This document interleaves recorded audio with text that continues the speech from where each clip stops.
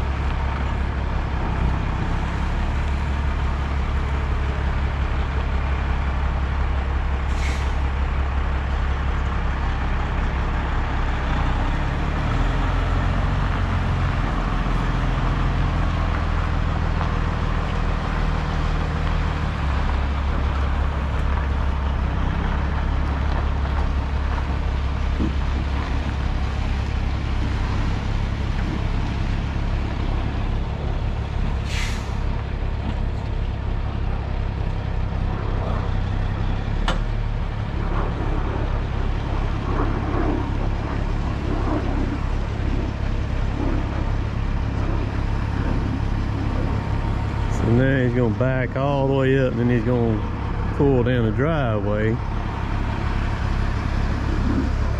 And then he's gonna back up to this bark pile right here. And we're gonna use it for a dock to I'm gonna build a ramp up to him. And we're gonna get it unloaded.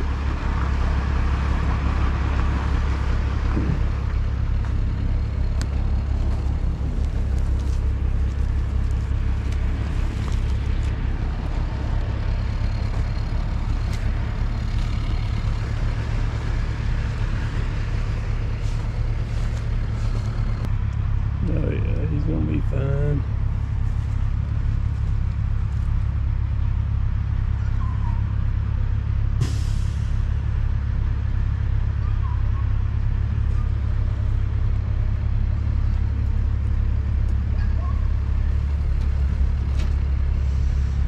Alright, now I'm gonna ramp this up to his trailer.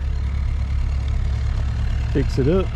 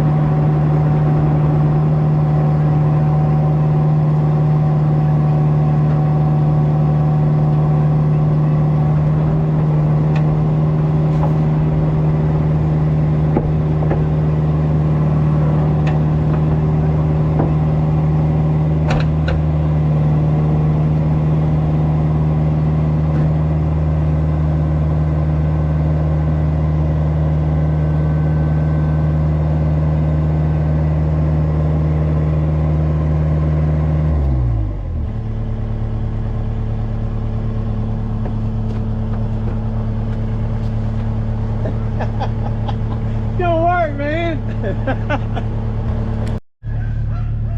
just got me that little tripod. It's working out pretty good. It's the Oh, first yeah. time I'm using it. Oh, is it? Yeah. Most time I just set that thing up on top, and then I come back and the whole thing fell off. Over, yeah. You probably had that. Oh, yeah. Quite a few times. What you got there to clamp it on? Oh, you got one of them clamp things. Something like that. Yeah. It might be just them using one of them cone things there too. I don't know how long they are.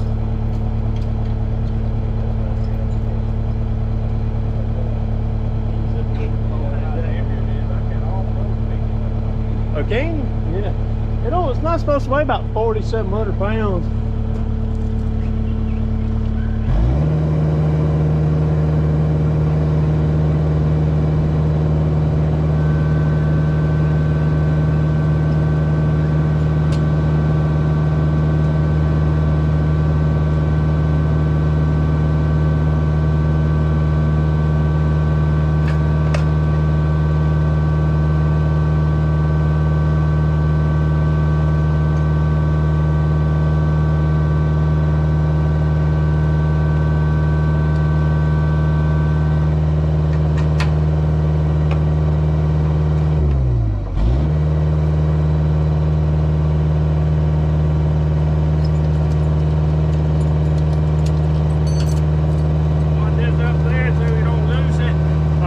Things are handy right there.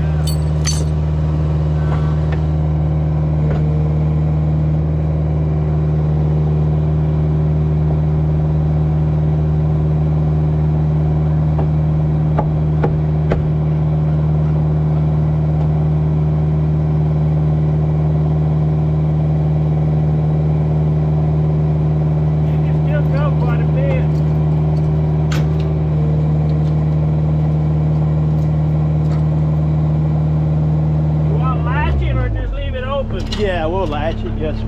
Be extra safe. Yes, sir. Yeah, it'll hold it there. So I'm assuming they've got the parking right there.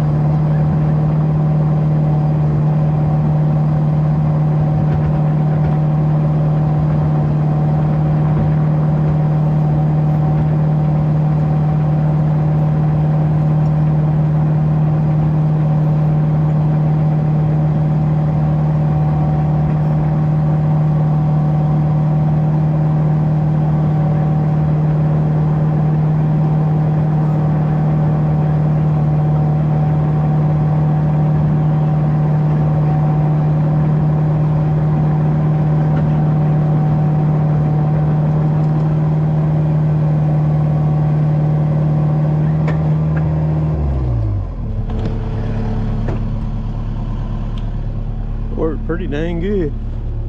I'm telling you. Oh, good stuff, man. Good stuff.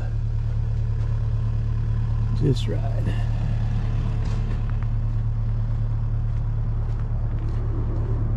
I get my blower now because I know he's gonna have some stuff on the back of his trailer, and I'll blow it off right there.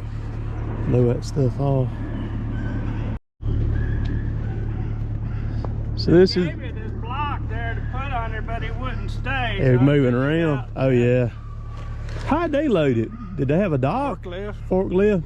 Just stuck it in there and picked it up and set it on there? Had a little Genie 4-wheel drive shooting boom forklift. I call them telehandler. Yeah, like a lull or something like that. A Genie. Genie, and just picked it up and set it on there. Yeah. That's pretty cool. Anybody needs one like that, they got couple 20 of them around sitting around there. Huh. If somebody wants one, bigger ones than those. Oh yeah. So they had several of them up there at yeah. that place. They had them inside the building, outside the building. You have any trouble finding or anything up there? Actually, I got up the day before and I spent the night at a little Marathon gas station. Yeah. And then there was like a hospital.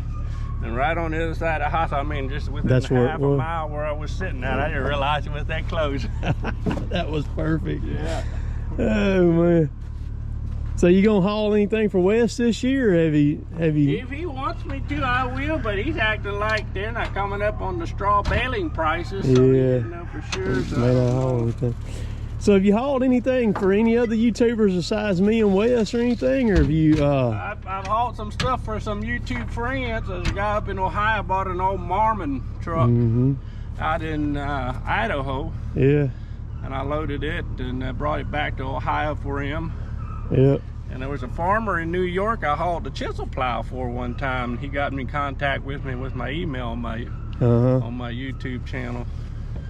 So y'all, a lot of y'all probably seen Steve here hauling Wes's stuff down to North Carolina to bale the wheat straw and everything. But ISXCUMMINS 565 on YouTube, right? Years ago, I had old W900 with ISXCUMMINS. It had 565 horsepower. That's when I started my email, and it's been like that ever since. I drove Detroits, I drove Caterpillars, and everything since then.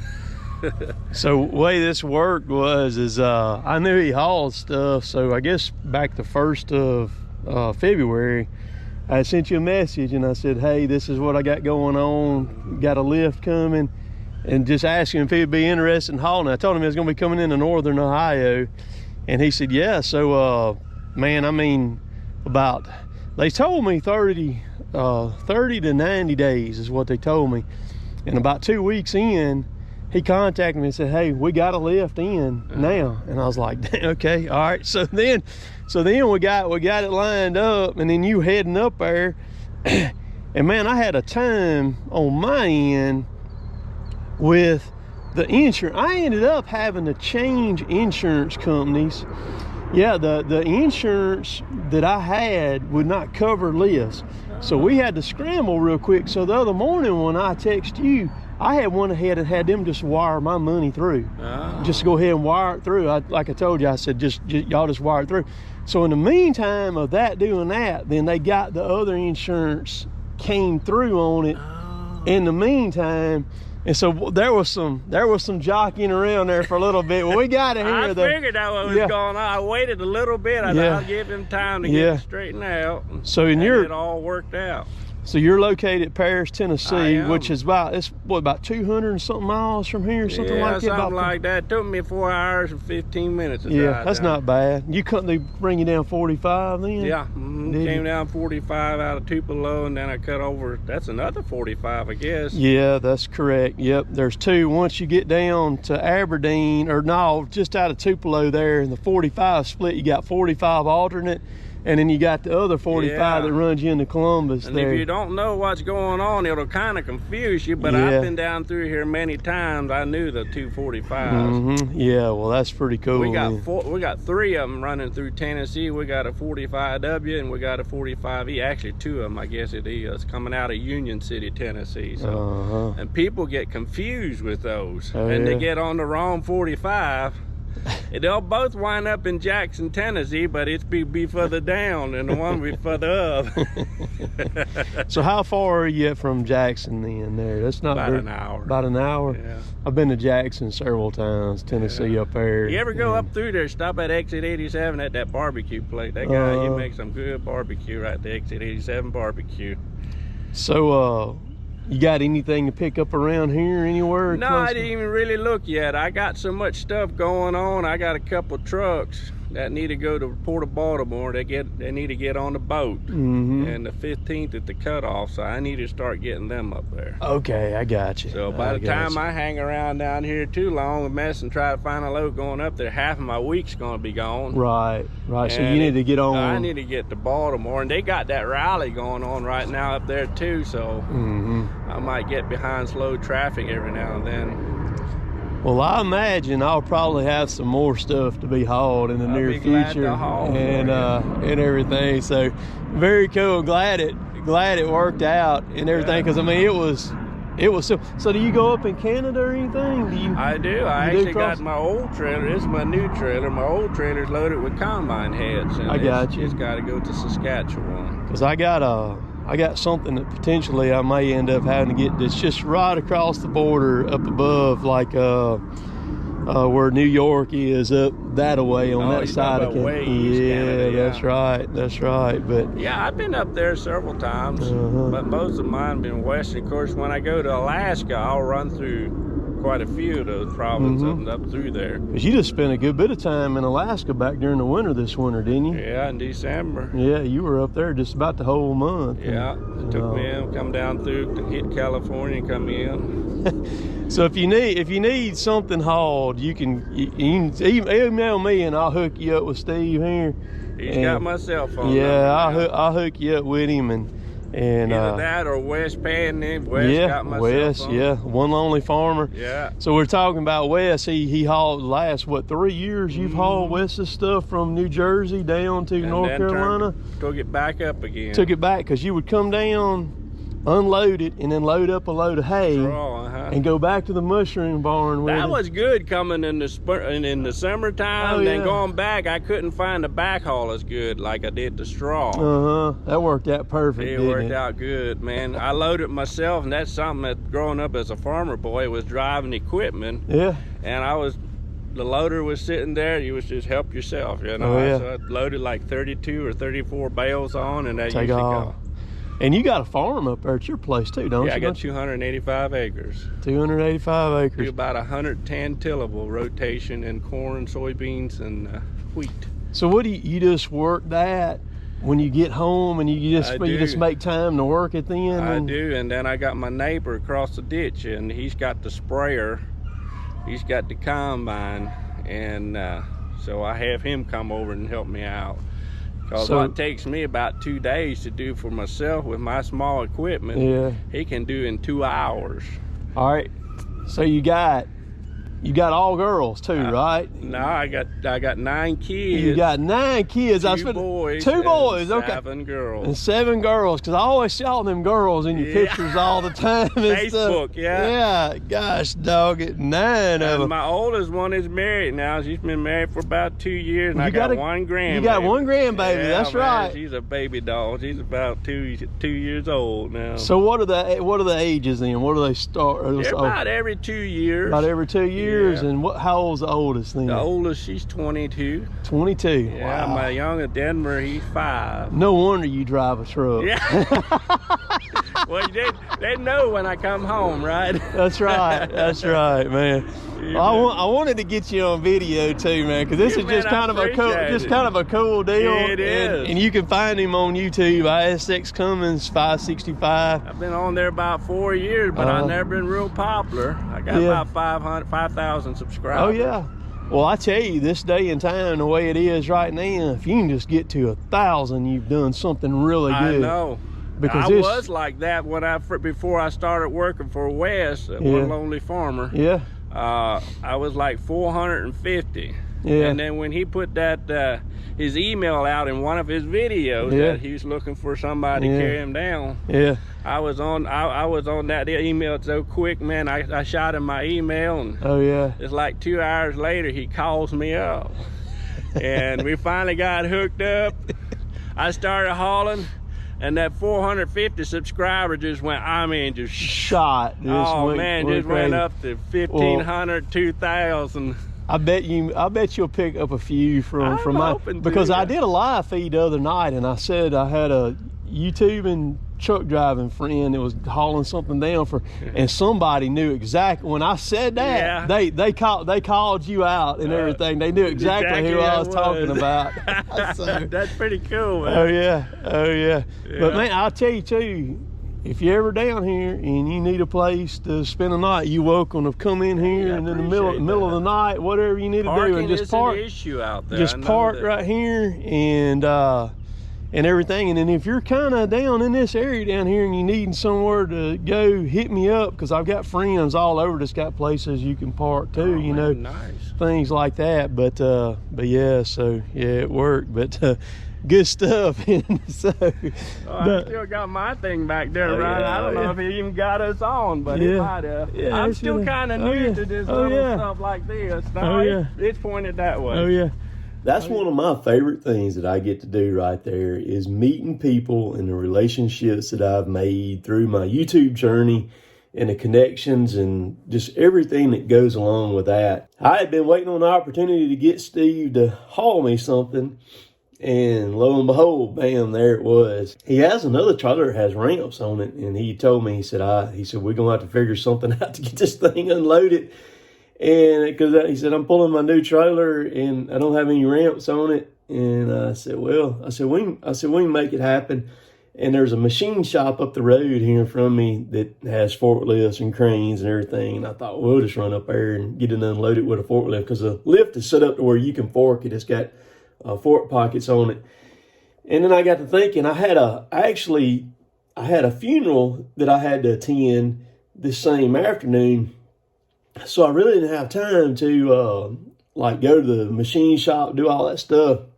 I got to thinking, I said, I'll just take those wood chips and pile them up, pack them in real good, and we'll unload it that way. And that worked like a charm. I mean, you can see it when the axles come off the back of the trailer, it didn't even sink at all or anything, and it just eased right off. But big shout out to Steve and his family. And they're going to be ecstatic. His wife and all of them, they'll watch this video. His wife's name's Edith. And so that'll be cool. They'll get to see this and see what he does out on the road there while he's out and about meeting other people. But again, if you need something hauled, you can contact me through my email and I'll hook you up with him. But he runs all over the place. So the lift, I played with it a little bit. It's a Howlett. I believe it's actually pronounced Howlett, I believe. And where he picked it up from was actually the factory where they built them at. I didn't realize that's where it was going to be coming from. I bought the lift out of Georgia through Aerial Titans over there at Cartersville, where the lift actually come from. They were very, very easy to work with. I actually drove over there one day when I was going over there to pick my kayak up. Drove over there, talked to them. Everything was smooth sailing on that. The insurance on the thing was a little bit tricky. Like I said in the video, I ended up having to change insurance companies because the one that I was with, that I've got all my commercial stuff with, they don't cover lifts and all. So we swapped that around, got everything changed over to a different company that does cover that stuff like that. Got that situated. And so I played with it a little bit. It's a lot different. It's like comparing it to the JLG, nothing wrong with a JLG. This thing is just like in a different atmosphere compared to the JLG lifts. I've worked some trees out of a lift identical to this, but the numbers on it's a 5533. So it's got a 55-foot bottom of the basket that it'll reach up to. So you got a working height of about 61 foot. And in the 33, it's got a 33-foot lateral reach on it. Everything can be controlled individually. You can control each one of the outriggers individually or all together. The outriggers are very, very fast. They're probably more than 50% faster than what the JLG is. And then all the boom functions are all separate on it. And they're very, you've got 4 speeds on every function. So you can go either very slow finesse or you can go very fast, quick if you want to.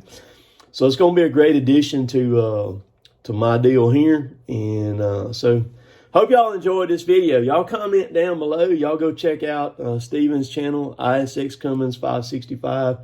He's out and about all over the place, and good stuff. Fun getting, I like to interview people and talk to them, kind of find out a little bit about them, because everybody on this planet has a story. I don't care who you are. Everybody on this planet has a story, and they like to tell it. Well, most people do. It so happens I have a platform to be able to share it with everybody. So appreciate y'all watching this video. It's kind of long. We'll catch y'all later. Later, taters.